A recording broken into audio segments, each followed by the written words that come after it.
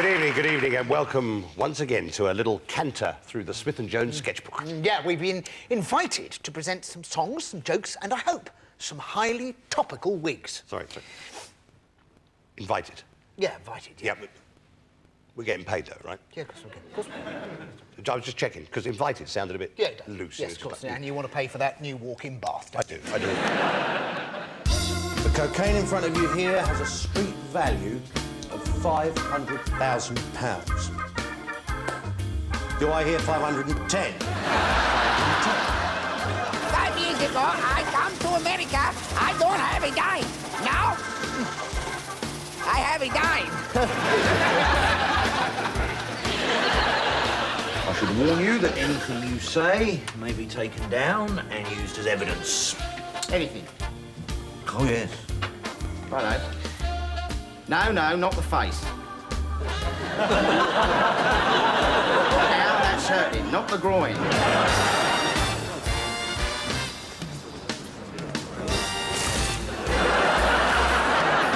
You've ruptured my spleen. The 5 of you are killing me. You're killing me. You're enjoying this, aren't you? This is the big one, George. Good luck. Table for two, sir? Yes. Nice to have a table on the side. Yes, of course.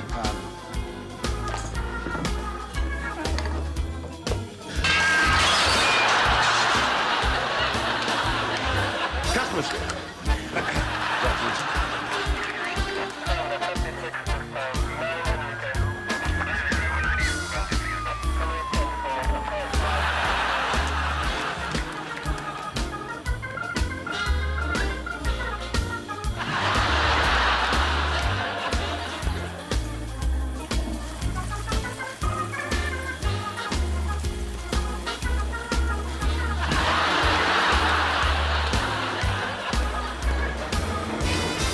Excuse me, sir.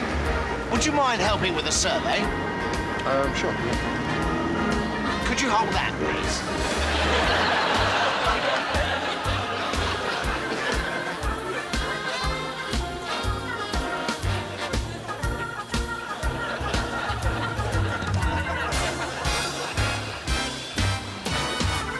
Hey, come back, you thieving little bastard!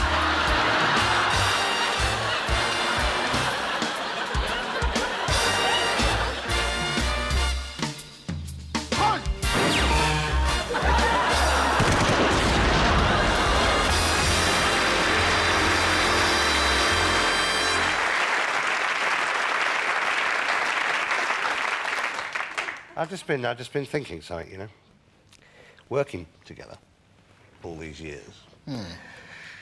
I think I'm probably closer to you than anybody else you know. Well, you're at least a foot closer than you were, actually. What are you doing here? No, I was talking emotionally. Oh, you know what I mean? And I suspect that you're actually probably closer to me than almost anyone else I know. Yeah. I mean, obviously, you know, I'm pretty close to my wife. Well, of course. Yeah. Joe, goes without saying. And my children, obviously, yeah. Yes, Megwin and Tegwin, that goes without saying. And I'm very fond of my dog. Well, of course, Mr. Fuglybottom. I mean, you've had him for about 6 years, haven't you? Mr. Fuglybottom's dead. It's the new dog I'm talking about. The new dog? The new dog, yeah. But apart from my wife, my children, the dead dog and the new dog, you are probably the closest person I know. That's very touching. Although I get on very well with the postman, as a matter. Yes, all right.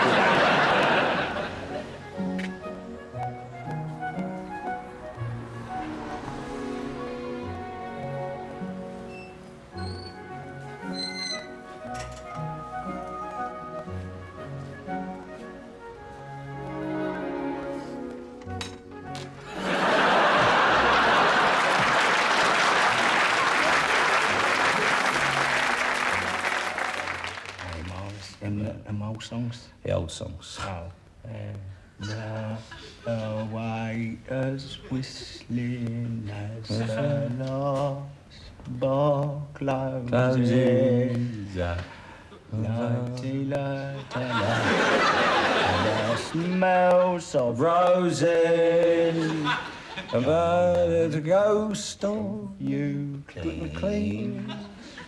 The foolish things remind me of you. They don't write lyrics like that anymore.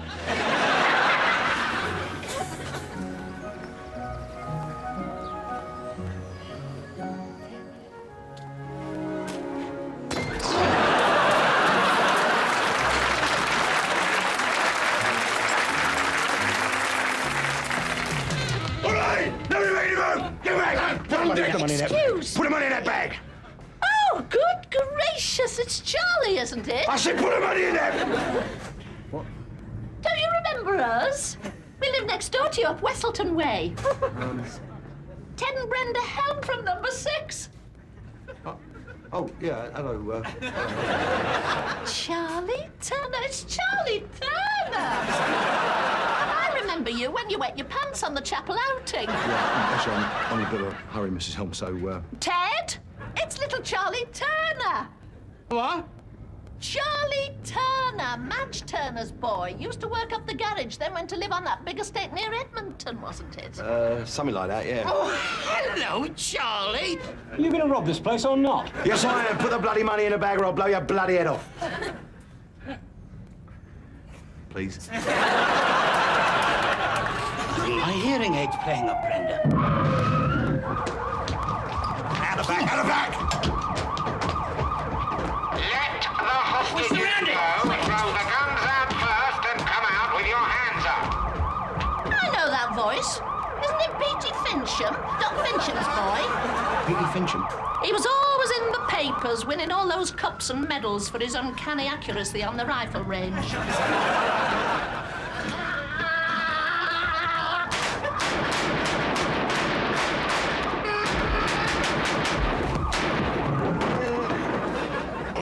Petey Fincham, little Johnny Jenkins, and the Wurtle brothers. Hi, Mrs. Helm. So, You boys, you never grow up, do you?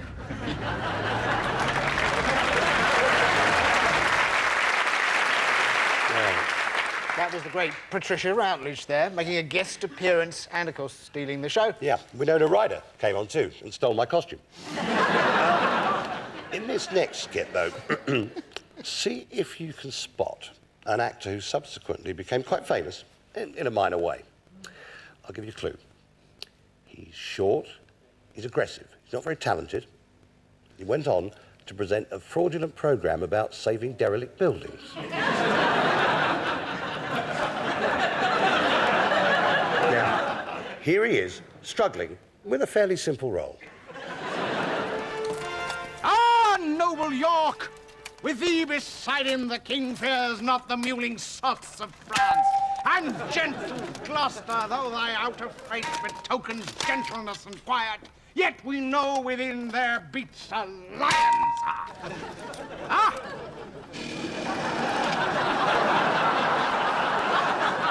Essex. Morning, Squire. Prepared for the fray.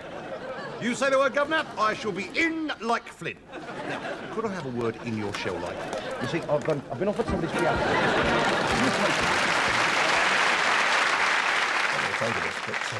I myself was chosen to be a surrogate father.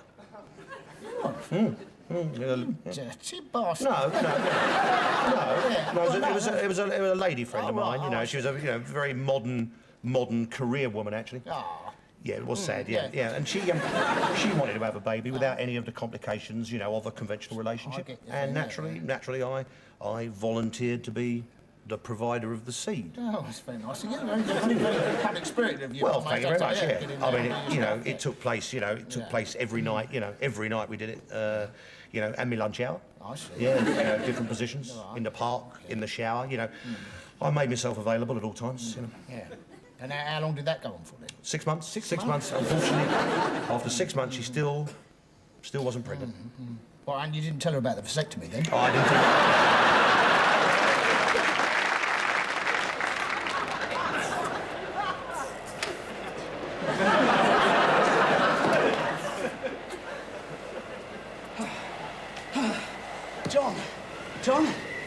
this is it. We're in luck. Oh.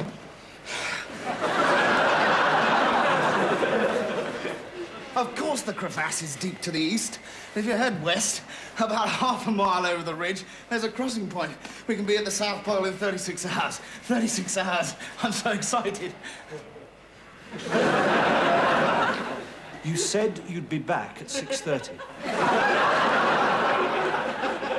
I got caught in a blizzard, John. Caught in a blizzard. John, we are 17 miles from the South Pole.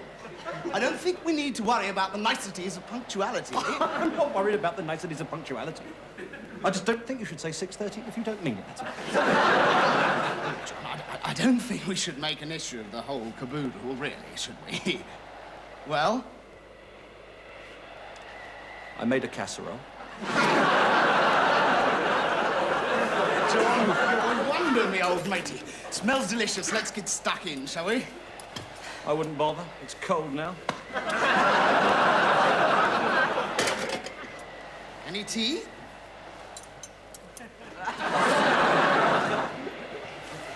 Sugar!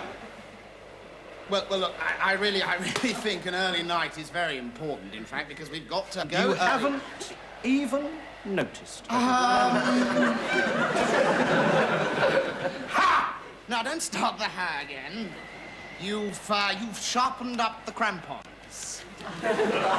You've restacked the bully beef. You picked your bleeding nose! How should I?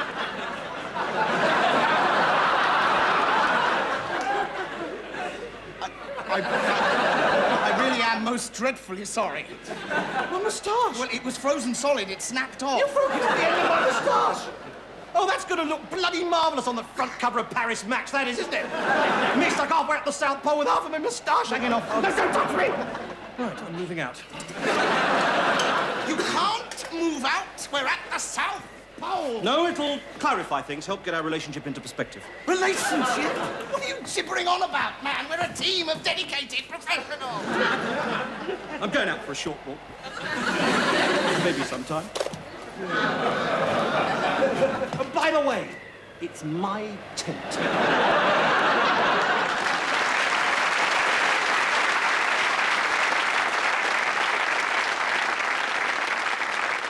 That was quite an early sketch there. It's Yeah, funny it to was, think yeah. that when that was first written and performed, they hadn't built Stonehenge. In fact, it was recorded in 1984, I think. That's right. Well, because 80s television was actually massive, you know. I mean, Dallas had loads of fans. The A-Team had its acolytes. Literally hundreds of people were devoted to Noel Edmonds. Yeah. I think we can safely say that there was a loyal, partly mad band of dedicated fans for whom the 80s will always be. The Antiques Roadshow. Welcome once again to a new series of the Antiques Roadshow. This week we're coming to you from the delightful surroundings of the Winnie Mandela estate in the inner city crisis area of Lewisham. So, without more ado, let's go into the Vanessa Redgrave Community Centre to see what treasures and bygones the people have brought in for our experts to have a look at.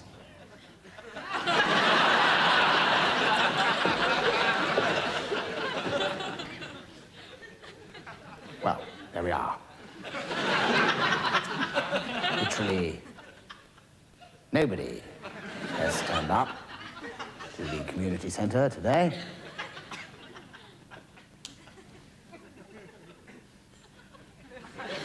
Ronald. You're a porcelain expert from Sotheby's. What about the table? Beech, is it? I thought it might be pine.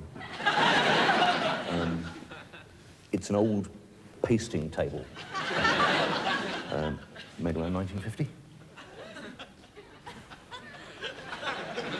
One of a set. Or possibly it's Queen Anne. Queen Anne? Yes, it is. I think it is Queen Anne. The top obviously would have been replaced around 1950. But if you imagine a big mirror and the whole thing done in rosewood. And what about the legs?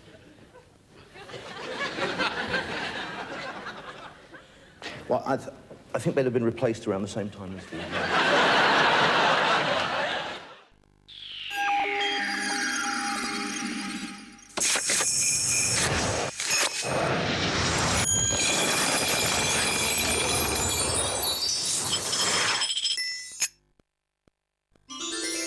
Pelaa mahdollisuudesta voittaa tämä mieletön palkinto. Nyt joulun kunniaksi ei 5 000, vaan 10 000 euroa. Etsi puuttuvat kirjaimet täydentääksesi sanan ja tekstaa vastauksesi numeroon 17212. Valikoidu sekunneissa voittamaan 10 000 euron joulubonus. Tekstaa vastauksesi numeroon 17212 ja tästä voi tulla kaikkien aikojen paras joulu. Tekstaa vastauksesi numeroon 17212. Bonga R:ltä tämän viikon suosikki.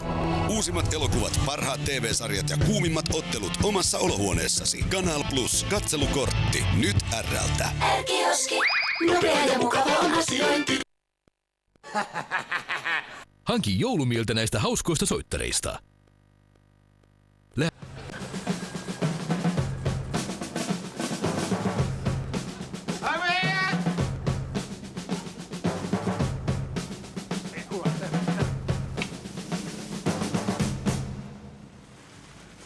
Very good, Jones. All right. Up you get, Phillips. Off you go, Jones. Your turn to hide. 1, 2, 3, 4. Oh. Now, what have we here? Well, my father brought it round one evening. To tell you the truth, we're not sure what it is exactly. Well, it's a newspaper, isn't it? I'm not interested. No. Actually, this is most exciting.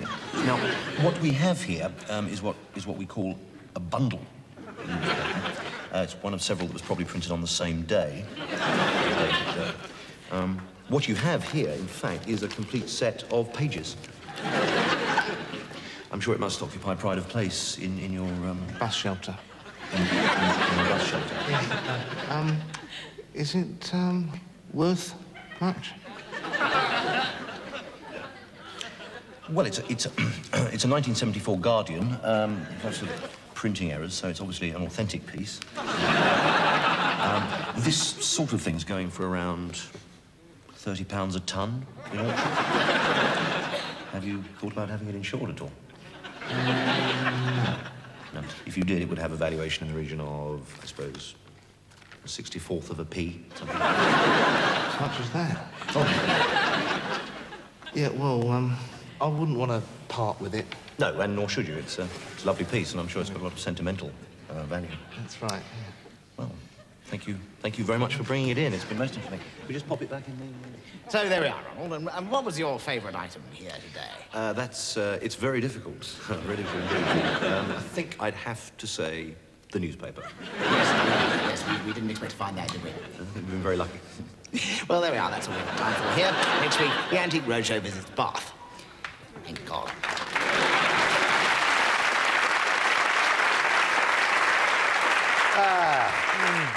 Oh, dear. Actually, it's absolutely true that when I used to make a big thing about how much I love the Antiques Roadshow. Right. They were always asking me to go on it, on that celebrity. Really? Yeah, they have a celebrity Antiques Roadshow. I didn't know that. Well, you know, of course, that I've actually been on the Antiques Roadshow, actually. Have you? Yeah. Found something in my attic. Right. And, you know, they correctly identified what it was. What was it? It was my hot water tank. I want to try a little experiment. Right, yeah. Okay. I want you to think of a simple shape. Yeah. Okay? Yeah. And then I'm going to try and work out what it is that you're thinking of by picking up on the electrical impulses coming off your brain.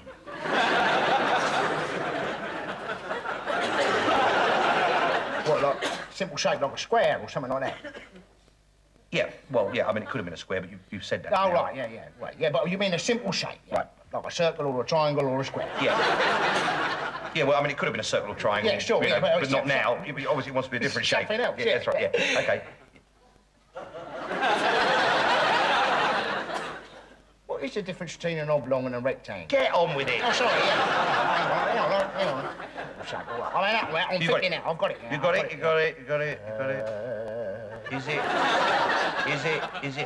Is it a dodecahedron? Hold on a minute, hold on.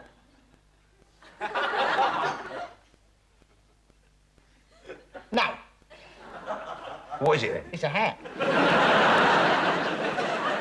Well, I've done it. I am now the proud possessor of a Mensa membership card. Oh, right, I always thought you went to Asda. No. Supermarkets, is it, mate? No, listen, Mensa is a society, you see, for the top 2% of the population as measured by IQ. Oh, right. I wonder what, and they have measured you and you're in... I'm in the top 2%. Well, what that means, you're brainier than the other... The other 88%. Oh, right. Yeah. How do they do that, then? Well, they have these intelligence tests, Yeah. you see. Yeah. I'll give you one. You try working this out. Right, okay? yeah. All right. Right. If Mickey is taller than Terry, and Keith is shorter than Mickey, and Keith is not as tall as Terry, who's the tallest? Mickey. How'd you get there so fast? Well, he's 6'8", Mickey, isn't he? He can... in the old Smith. Pound of tomato. Just over, all right. Well, yeah. Carrots, right? Pound of carrots. Yeah. Just over, all right.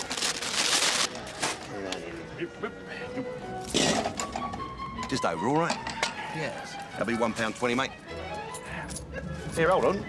Just under, all right? Find anything interesting? Nah, I've been here hours. It's all rubbish. Oh, Who's that, then? Lucky George, that is. You never heard of him? No. Why's he called Lucky? Hello? What's this, then?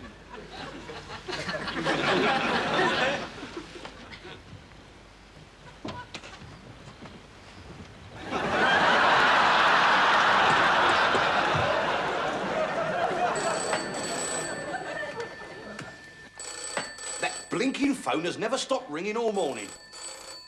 Have you tried answering it, sir? Well done, Porno. Get that, Porno, would you? I'm fed up with answering the phone. Hello. Yes? What? 3 murders? Horribly mutilated? A deadly killer? Yes, indeed, we will. No, this is Sergeant Adolf Porno. That's right, Scotland Yard. I'm a police officer. No, that's all right, we'll do it. Well, who was it? Wrong number. This has never, ever happened to me before. I think it's because I must have had much too much to drink. I'm really sorry.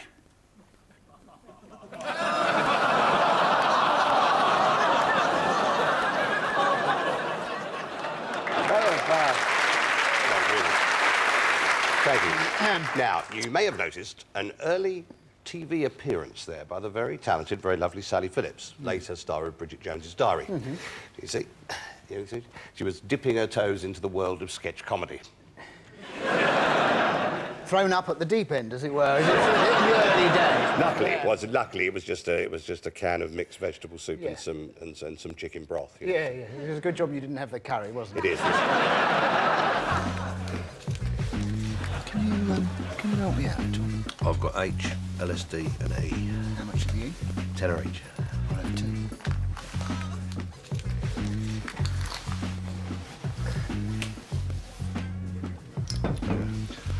All the best, mate. See ya. Nice to see you, yeah. Cheers. Right.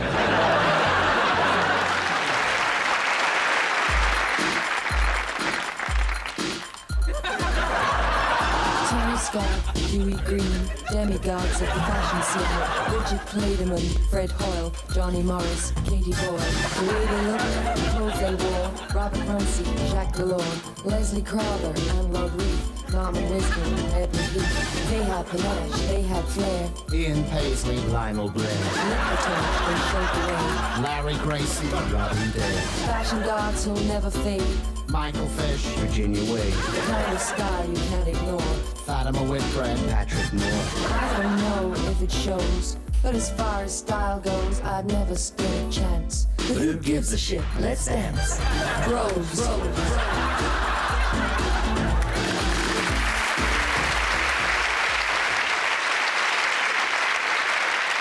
It was, that little sketch earlier, it was nice to see something set in a pub. Oh, yeah, well, It sort of, like, made me feel nostalgic. Yes, in I a suppose strange it way. did, because neither of us really go to pubs anymore, but me, because I gave up drinking, and Mel, because he gave up walking. Yeah.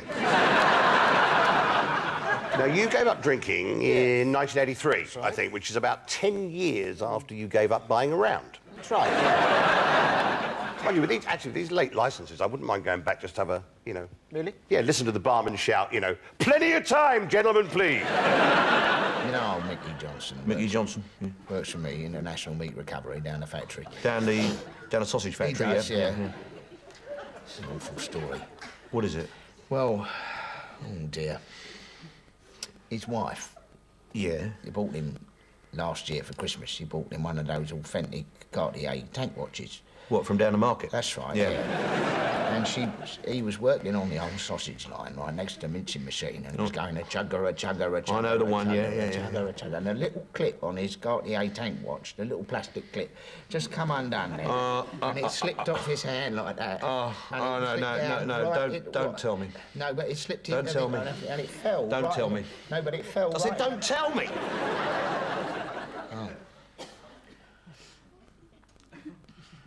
Well, tell me then, come on. Well, it fell right. It fell right in the middle of the old mincing machine. He didn't stick his hand in to get it out. No, he didn't, no. No, because it would have been dangerous, wouldn't it? Well, yeah. No, he turned to Daft Harry. Oh, no. Shit for brains, Harry. That's right. Harry, carry Harry. Yeah. He turned to him and he said, "Oi, Harry, look at that. Me watch has dropped in the middle of the mincing machine, and quick as a flash, chugga, chugga, chugga, chugga, zip, zip, zip, zip, whoopsie diddly eyed out. Oh, dear, his arm was a goner. It was a goner completely. It was gone. Yeah. Gone. How about the watch? Our watch was all right, yeah. Yes, of course, it's all changed down at International Meat Recovery now. Has it? Oh, yeah, I mean, it's so clean there now. You could safely eat your tea off the floor. Yes. Well, as long as you weren't eating one of their sausages, yes. Of course, Harry doesn't work down there anymore, Doesn't obviously. he? No, the firm gave him a golden handshake. Oh, that was a bit tactless, wasn't it, really? It's an expression. They paid him off. Oh, right. Do you know, he got enough compensation Yeah. to set up in his own little business. Oh, right. Yeah. Well, that must have cost him an arm and a leg, though. And a couple of kneecaps. Oh, Yeah, did it? yeah. Right, yeah. So didn't they give him, though, like, a whole new sort of, like, false arm? With a hook on the end of Yes, it? they didn't did, yeah. But then, of course, poor bloke. I mean, then he lost an eye, didn't he?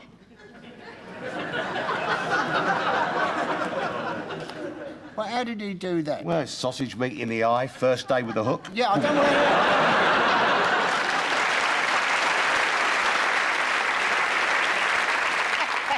Well, there we are. Our wallow in the past has reached the gurgle of a rapidly emptying bath. Good night, be good, and if you can't be good, wear a condom. Good night. Pay attention, we're all ready to go. OK? Now, Nick, harness secure, yes? Helmet all right? OK, now you hold onto the rope, stand facing me. You OK, mate? A little bit nervous. Don't worry, it gets a bit nerve-wracking first time. OK, so now, I want you to keep your feet secure and trail out the rope as you descend. OK? All right, and go!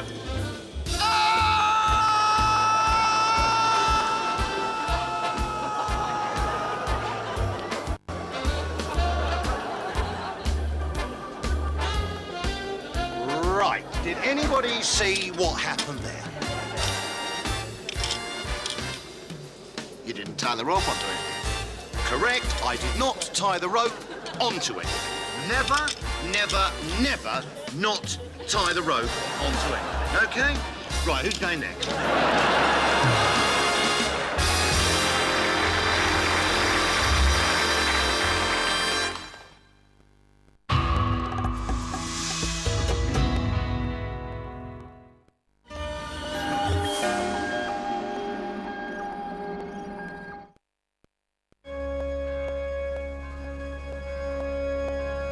Tahdotko koko illan elämyksen?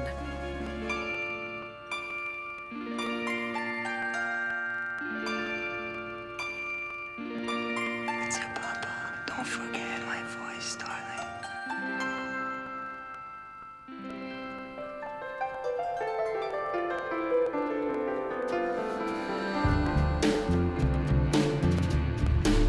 wasn't afraid all the time, but I am.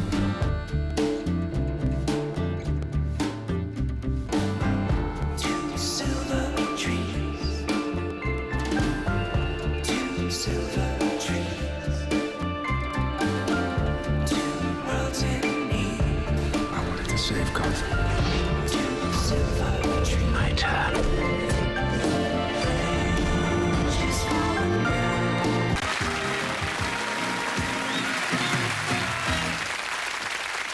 Good evening, ladies and gentlemen. Let's kick off the show with a real bang.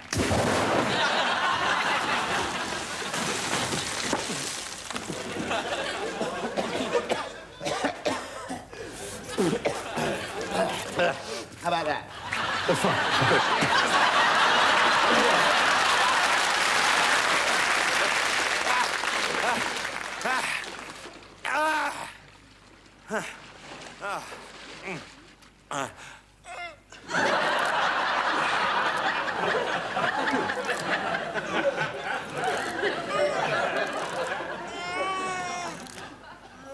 Oh, thank God for that, mate. I thought you were a goner. You want to get my arse out of the water, otherwise you'll empty the lake.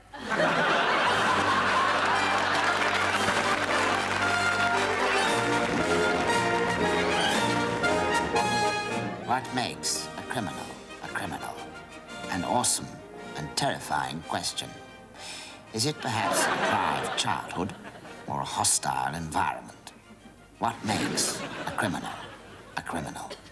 The stripy T-shirt, the mask, and the large bag with swag written on it. And what makes a criminal frequent such low dives as the Purple Pussy Club? Inspector Bribesy and Sergeant Adolf Porno were sent to investigate. It's a bit of a knocking shop, isn't it, sir? Yeah. But this is where we're going to find Eddie Supergrass. And if anyone knows anything, it'll be him.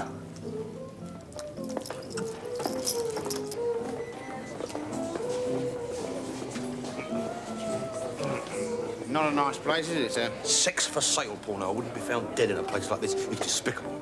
Hello, Inspector Bribesy. I haven't seen you around here for days. Good evening, madam. I don't believe you had the pleasure. Hello there, Reginald. Here, I didn't come here Saturday, so I missed you. Right. Supergrass, okay. Hello, Inspector. I've been a top supergrass for nigh on 60 years, I have. I've informed on all the big crimes, I have. Hello, Eddie. 60 years of supergrass. Have you heard anything about the King's Cross murders? No, thanks. I'm a supergrass. Have you heard anything?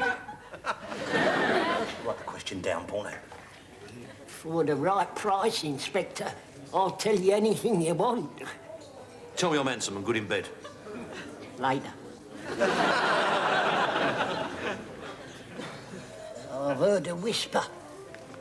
I think a good man for you to talk to would be...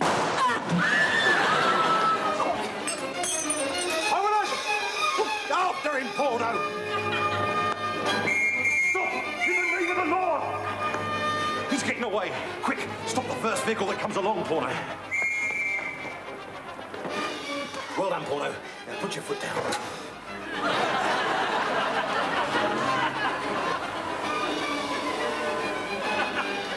Where is he? Where is he?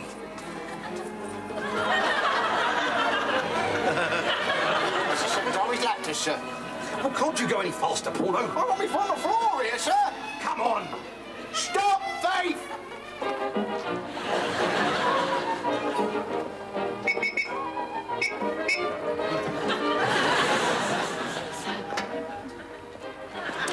I think he's shaking us off. It was when he got on that jet plane, sir. I think that's when we lost him.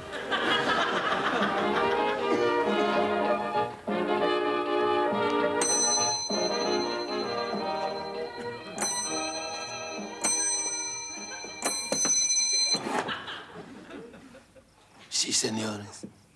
We would like a room, please. For two. Yes, please. Bathroom. Yes. Carmen, Make up 2 beds in the bathroom. Would like breakfast, sir? What are you talking about? You breakfast? It's nearly midnight. I meant in the morning. Oh, yes, please. Would you like anything now, sir? Yes, I'll have cornflakes, bacon and egg, toast and marmalade and a pot of tea. And I'll have a kipper.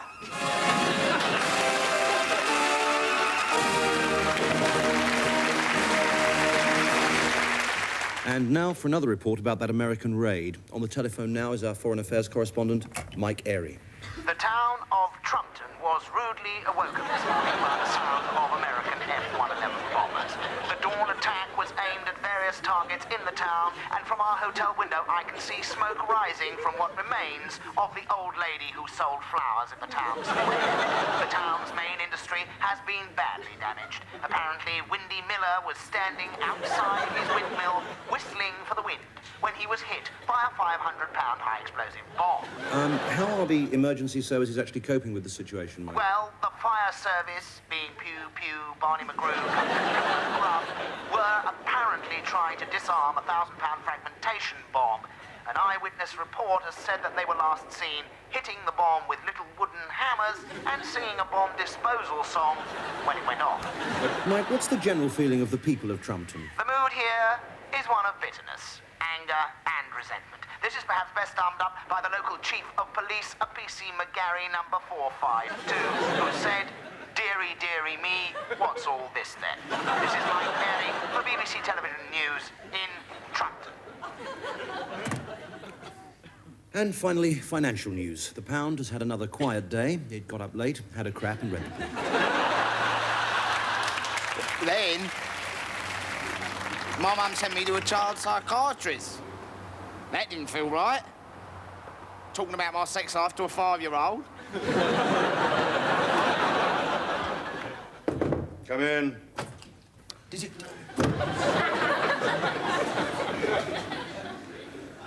Did you want to see me, Sir Robert? Yes, come in, Peter. Sit down. Peter, there's been a terrible, terrible, terrible disaster. Oh, dear. A Chilean nuclear reactor has gone into meltdown. Gosh. You know what that means? Carnage. Chile con carnage. The whole of the peninsula is covered with a dense cloud of nuclear radiation that will wipe out all human life now and for centuries to come. An invisible, deadly blanket of radiation covers the land, striking down every living thing that moves, crawls, or walks on the surface of the earth. Oh, dear. And I want you to be our man on the spot. I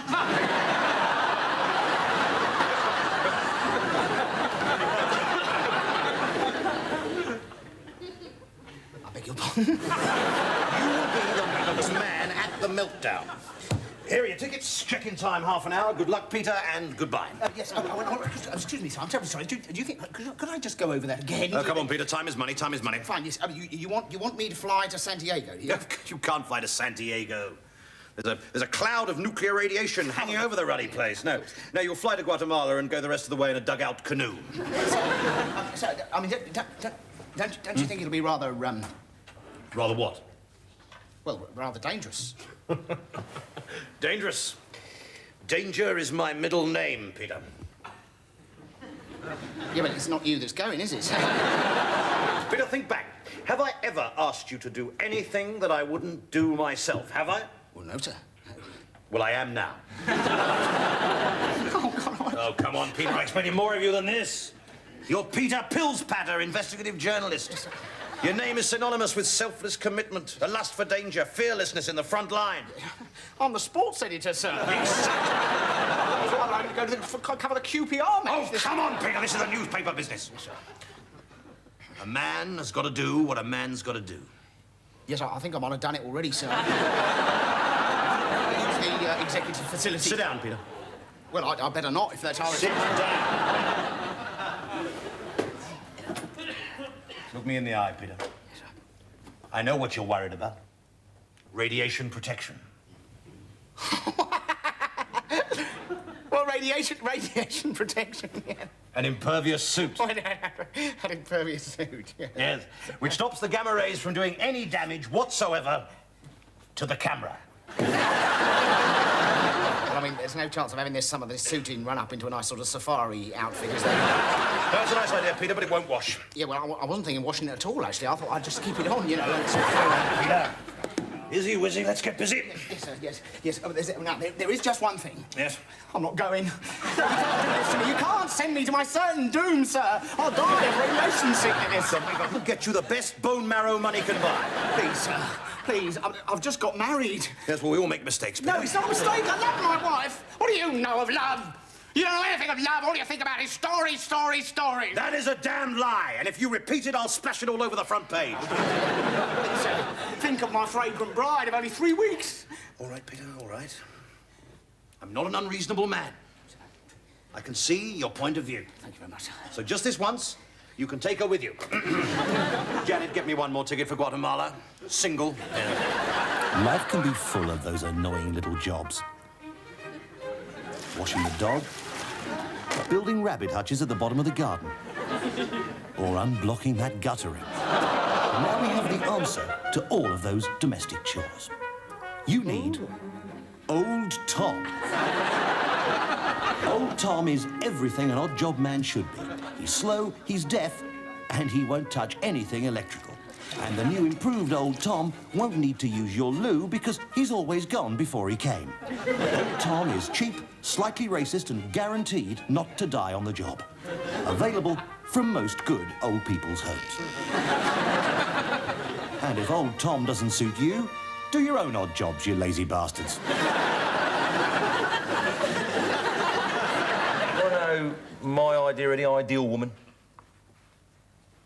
Yeah, go on in. Marilyn Monroe. Oh, yeah, Marilyn. Big, busty, blonde, American and rich. Yeah. It's a pity you married that scrawny redhead from Glasgow. Well, I think the thing is, if I had been with Marilyn rather than Cheryl... Yeah. I don't think I'd have got a 7-year itch, you know. No, well, no, you shouldn't have waited 7 years anyway, really. I mean, once you've got it, it's best to go down the clinic, isn't it? Quick. No, not that. It's not that. It's a 7-year itch. You've heard of a 7-year itch.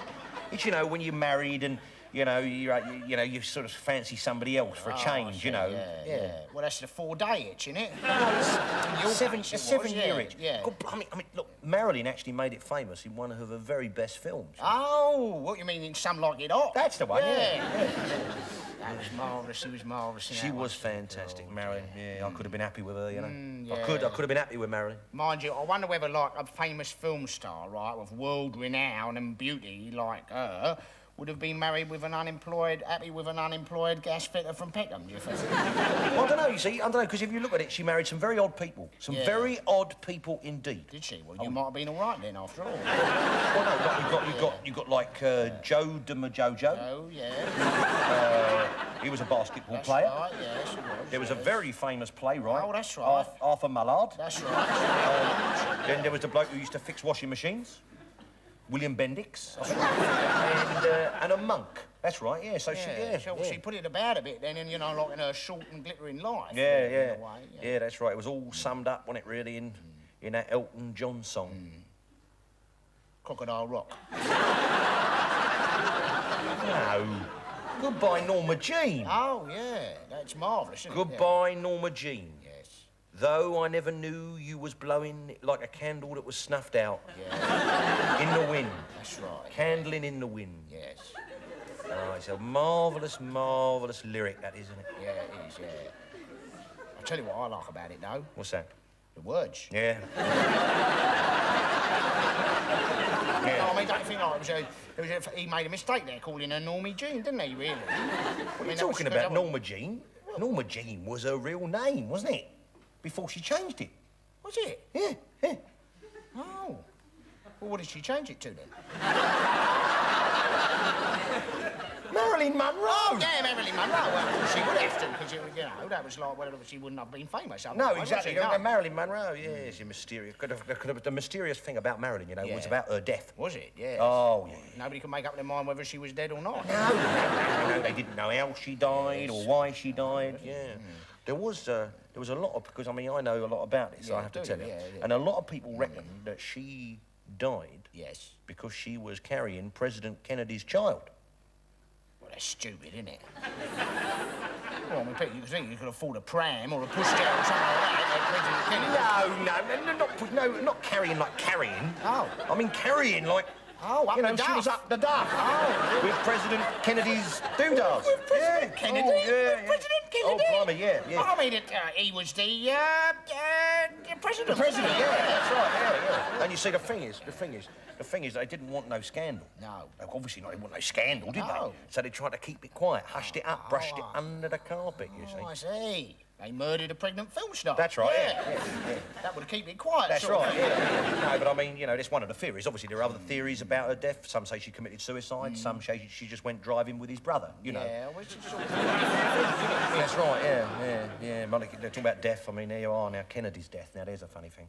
Yeah. Do you know, they reckon that everybody in the world knows where they were and what they were doing when President Kennedy died. He's dead, is he?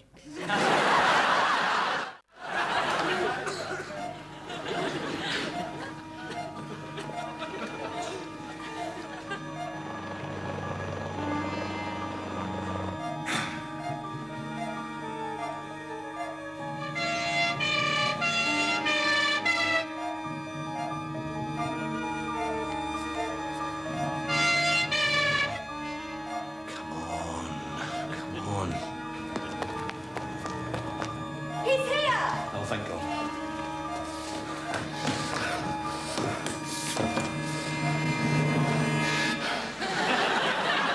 Thomas said, can I have it back when you finish with it?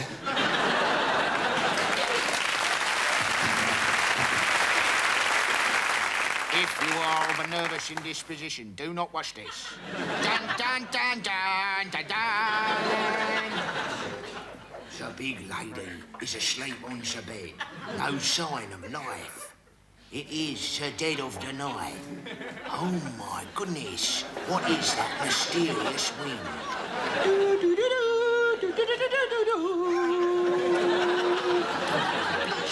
Oh, no, can it be? Are these vampire bats?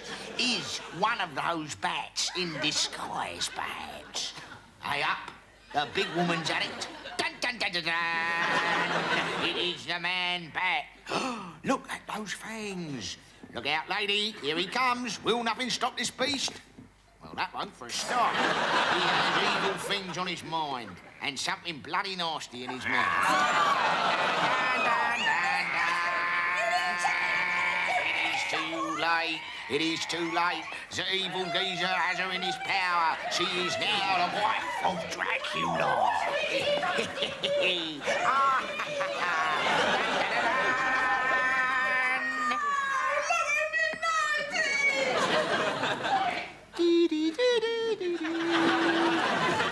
Man-bat, having a kick on his favourite plank of wood in Transylvania. It stills the dead of night, by the way, folks.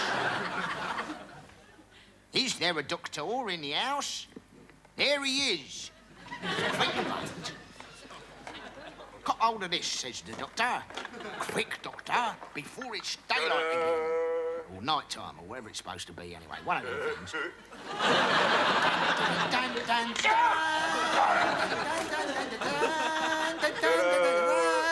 1, 2, 3. 180! Dun, dun, dun, dun, dun, dun, dun, dun, dun, dun, dun, dun. The man-bat has mysteriously disappeared and been replaced by a Batman. Well done, Doctor. What a good bloke. Good riddance, Batman. Thank you and good job.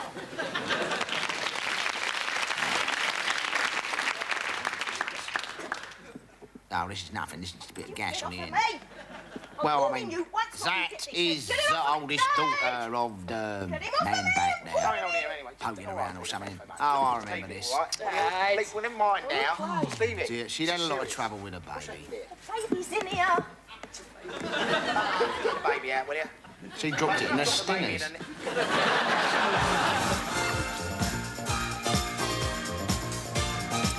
Hello and welcome to Did You See?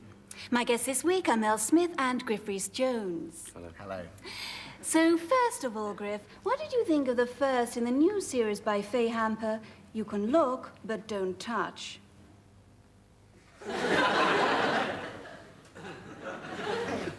Which one was that? The series about child prostitution in New Orleans. Yes, yes, yes. When was that on exactly? About 9 o'clock? On Thursday? No, Friday. Ah, yes. Yeah, I missed that one. I'm really sorry. Yeah, I just a couple of friends, you see, and we always play five-a-side at the Sabel Sports Centre, and I couldn't cancel it, and I'm really sorry. That's awfully bad of me, isn't it? Well, Mel, what did you feel about that one? It was all there, wasn't it? I mean, it was very, very good. I thought they were all very, very good, really. And what about the murder? Yeah, the murder. Oh, God. I mean, I hate murder. I mean, I don't, people shouldn't murder, definitely. I mean, it's not on, is it, to murder? No, I mean, no. You didn't see it either, did you? No, I didn't. Well, I was at a restaurant. It was a sort of business meeting. Kind of went on a bit. Couldn't get it. But I did see the thing on Wednesday at 10 o'clock. Yes, so did I, yes. Great. Well, I don't know about you, but I thought Peter O'Toole coped admirably with a role that Olivier made so much his own 30 years earlier.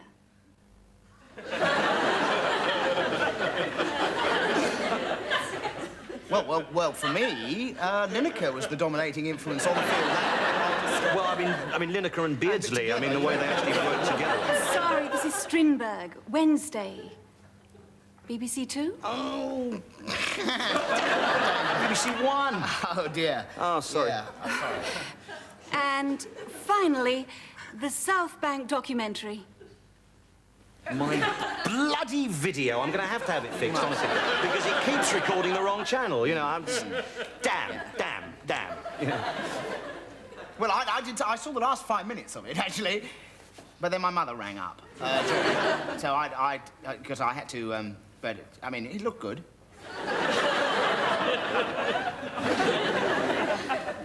Was it good?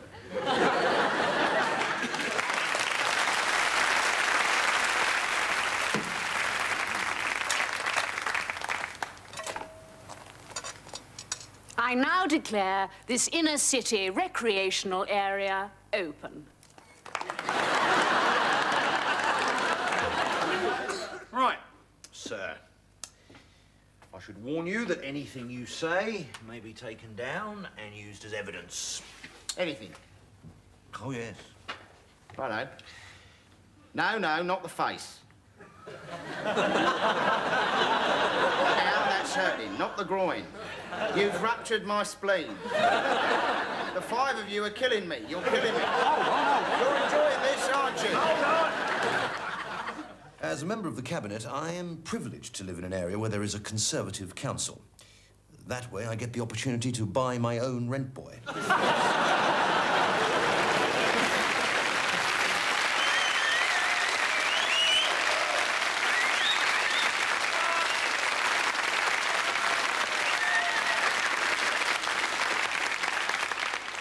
Ladies and customers, tonight we have a very important announcement to make to you all. Yes, we have been in consultation with members of the government at the very lowest level, and we're here to tell you it's been decided to sell us off to the country. Yes, ladies and gentlemen, the privatisation of Smith and Jones.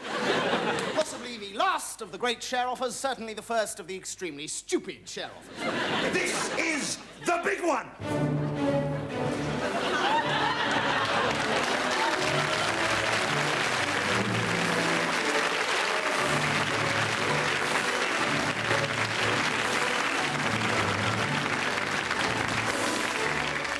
At last, everybody in the country will be able to buy shares in us. That's right. There will be about 50 million shares in Griff. And just over 100 million shares in This is a fantastic opportunity for the people of Great Britain to buy a stake in the future of British comedy and to make 2 young men very wealthy indeed. What will this mean for the future? In the interests of efficiency, we will be split up into 2 companies. British Melco and Welsh Griffco. And, of course, we'll be selling off some of our less profitable assets, such as this outmoded funny face, this unprofitable gesture, and this surplus to requirements wig. I would like to take this opportunity, however, to point out that this will not affect in any way the service that we intend to offer. Though, obviously, it will take a lot longer to have your telephone installed. Not that this has anything to do with us. No, I was just warning everybody what's going to happen anyway. So, if you're the sort of person who'd like to take advantage of this amazing Smith-Grifco share offer, this is the easy-to-use ordinary share application document. And this is the dangerous-to-use extraordinary share application document for Guinness employees and Keith Best. Now, a lot of thought has gone into our slogan. We have finally come up with something which we hope will adequately reflect the mood of the nation as well as capturing the spirit of the offer.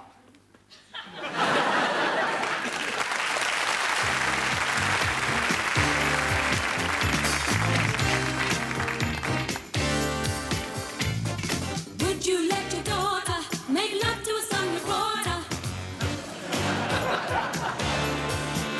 His sense of humor's just a bogan's, and his underpants have slogans on. Rub my club. Caution, long vehicle. What's your name then? Saucy Susan? Naughty Nina? Raunchy Rowena? Chesty Cheryl? Elizabeth. Oh, cheeky Elizabeth. No, hang on. Elizabeth. Beth. Busty Beth, is it? Big Betty? Lusty Lizzie? Luscious Lusty Lizzie? No. Whoa, Thin Lizzie, is it? Leggy Liz. Hey. He smells of brute in his sweaty suit, and his wallet's full of plastic. He talks like an ILR DJ, and he reckons he's fantastic. So, where are we going then? Naughty Nights in Norbiton, is it? Swinging South London, saucy suburbia, passion in Purfleet, passion in Putney, purple passion. Passion Pro, my purple nights of passion in Parsons Green. Vauxhall. Vauxhall. Sexy SW8, saucy south of the river, snared near Stockwell. Vauxhall. Vice. Vauxhall Vice. I cracked the Vauxhall Vice ring. My nights of vice in Vauxhall with a woman they dubbed Leggy Liz. He's got a job to do, and he does it rough, self-motivated and thrusting. In his gut, he's into smut, he finds everything disgusting. Your place, is it? Yeah. Your love nest, London love nest, Lambeth love nest. Middle name of Barry, is it? No. Pity, Nights of Vice with Vauxhall Val. Not Veronica, is it? Vera. You're not a virgin at all, a vet. Your father a vicar. His breath will stink of food and drink. It'll make your skin go prickly. Straight in, straight out, don't hang about. At least it's over quickly. Oh, two in a bed, sex rocks in London, love nest, Randy, rendezvous, naughty nights in naughty knickers, confessions of hot hostess with sex for sale in Sunsplash, South London, slut scandal. Nookie, nicky, nonsense, says naff, nicky, nonny. Nookie, nicky, knackers, nice legs, 11 thighs, the limits. Lovely leggy limits, lovely luscious Lizzie's love lust, leggy legs, loony left legs. All the women, Busty Beth's nights of two in a bed passion with older men. Why I prefer older men, by the woman they dub long-legged Liz, leg over. Whoa! He's gone, he has his humped and shoved it, 'cause he can't wait to tell his mate. Oh, dearie me, she loved it.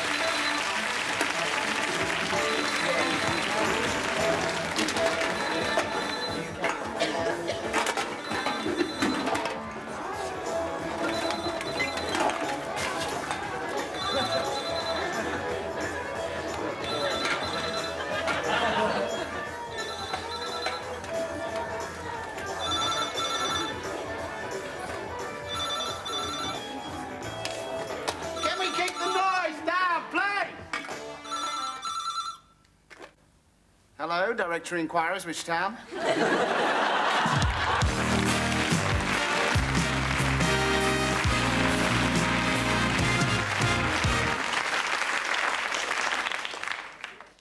Before the next programme, here is an important news flash. John Gielgud, Knight of the Realm, known throughout the world for his definitive interpretation of the great Shakespearean roles for over half a century, considered by critics and audiences alike as one of the finest actors of stage and screen in living memory, is still alive and kicking. Yes, there's no sign of the old dog letting go. Note.